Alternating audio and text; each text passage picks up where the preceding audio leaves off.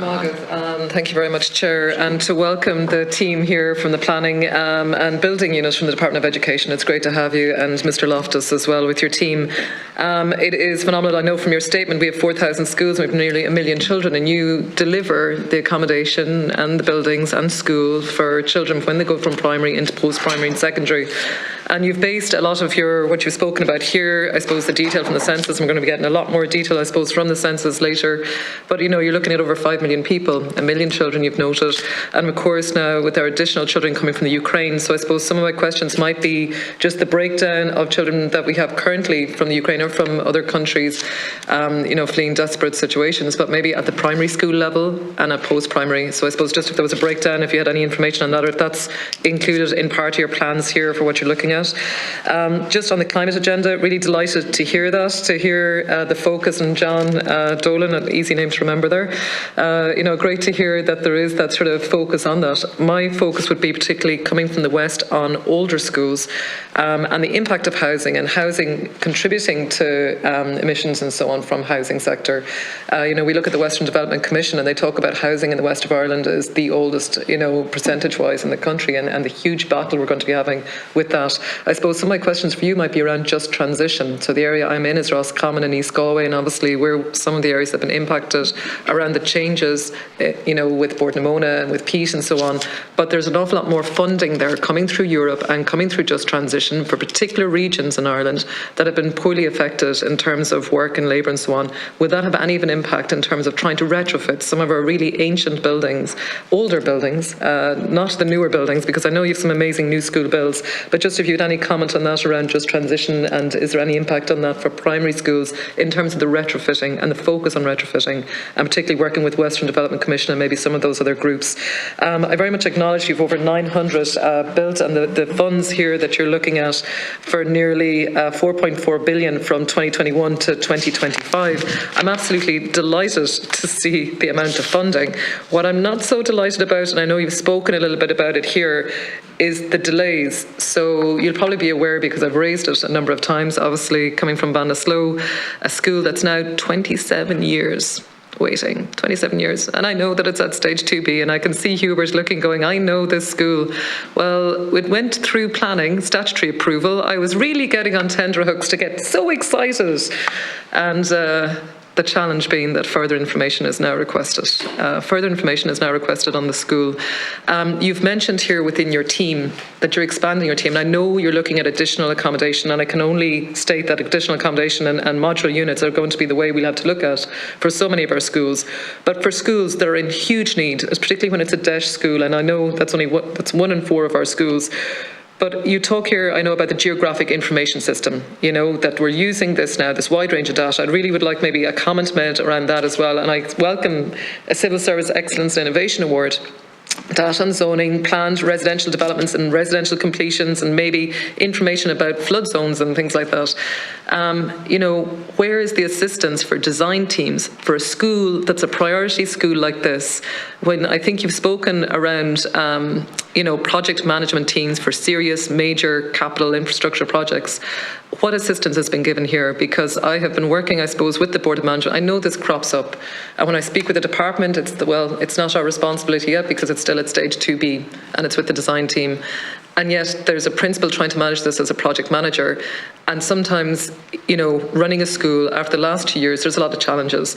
So I suppose specifically that's the query I'm looking at. More generally, what supports are going to be put in place where we can acknowledge that there's challenges here, be it around areas in the West where we do have a lot of SACs, where we have a lot of special areas of conservation, where it is a challenge for us in a lot of different areas. But when we're looking to build a school that's 27 years waiting, is this a priority? Does this deserve project management attention from the Department of Education?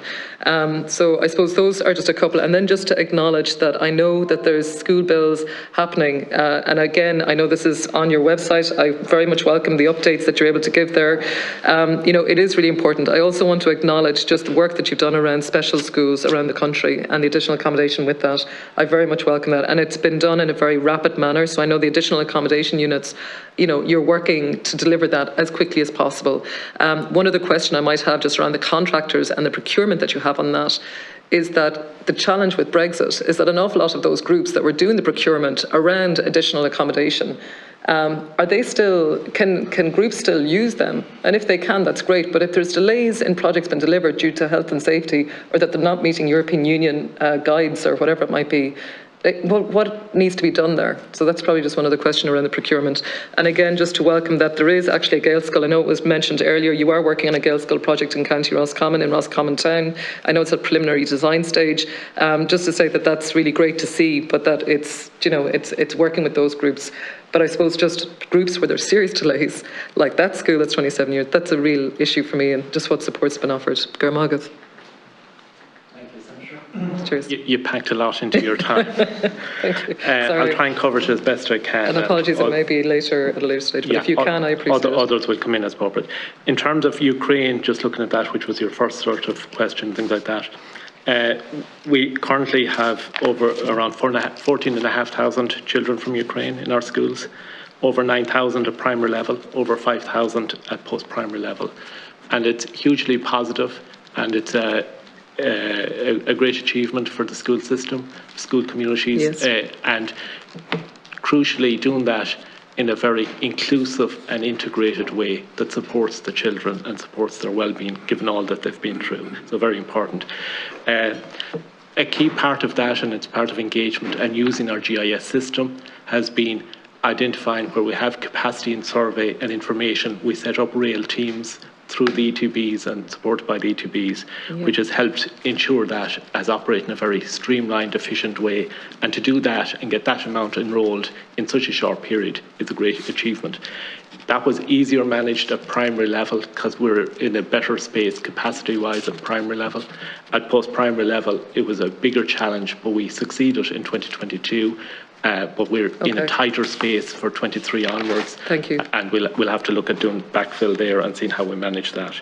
I'll let John cover the climate and things like that and the EU funding side of things. If I might, just with the conscious of the time, and John, you might get an opportunity to come in later, but can I just focus on the capital, on the project management supports for urgent projects? Yeah. And I suppose typically our project management supports are there for the more complex projects and things like that. And they'd be maybe projects that would typically be on very constrained sites, difficult, a lot of phasing, or particular projects, very large-scale projects. And we'd have, a project management company or team to support that process. And I know you mentioned the Ballinasloe project as a particular one and a long history to that. And I suppose there's elements of that if you look back could have been done better. And then there's elements of that were issues that arose through that period that, with, different access routes into the school and, engagement with the local authority, that in hindsight, if we knew all of that earlier, we might have done things differently. In terms of where it's at currently, as you say, it's through the planning process currently, and we have to wait the outcome of that to work that through. You mentioned about frameworks and Brexit and things like that. We have procurement frameworks in place for delivering on modular accommodation, and when we would have been putting that framework in place, we'd have been conscious of the potential impacts of Brexit and working that through so that we were essentially future-proofing it from a Brexit perspective. So that hasn't impacted on any deliverables for additional accommodation? Our modular framework would be very much based on ensuring that it could operate in a post-Brexit scenario to make sure that the standards required were meeting our needs.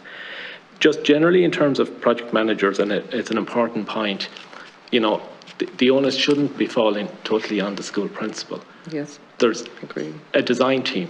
That's their job. They're the professionals. But I would challenge here, and apologies for interrupting, but I would challenge that normally it is the school and the principal that have to take the lead here with the design teams. And I do appreciate that sometimes design teams can be managing multiple projects, but where does the Department of Education come back to the design teams and go, well, look, what is the update here? Yeah. After 5 years, after 10 years, after 15 years, do you say it's at stage 1 or 2B and that's it? No. It's not, no one's responsibility here. I'll make 2 points. Yeah. Firstly, the architect on the design team is the leader of the design team. Yeah. So they've a project management role. We don't technically call them project managers, but they've a project management role and that's part of their brief. That's what they're required to do. So that they should be doing their job. The second point is, under our design team procedures, which are quite comprehensive, design teams are required to provide monthly progress reports to their client in terms of where the project and programme is at.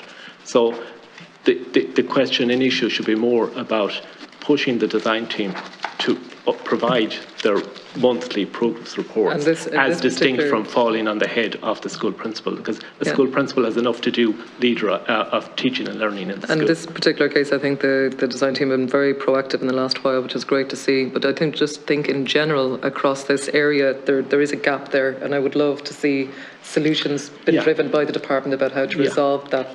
And I suppose we deliver hugely, across government. We would have been the few areas of government that fully utilised our budget and got supplementary funding as well, which is very positive in terms of the impact that had for school communities. But we deliver a lot on a devolved basis and work that through, and that's how we manage a lot of our work. Thank you very much.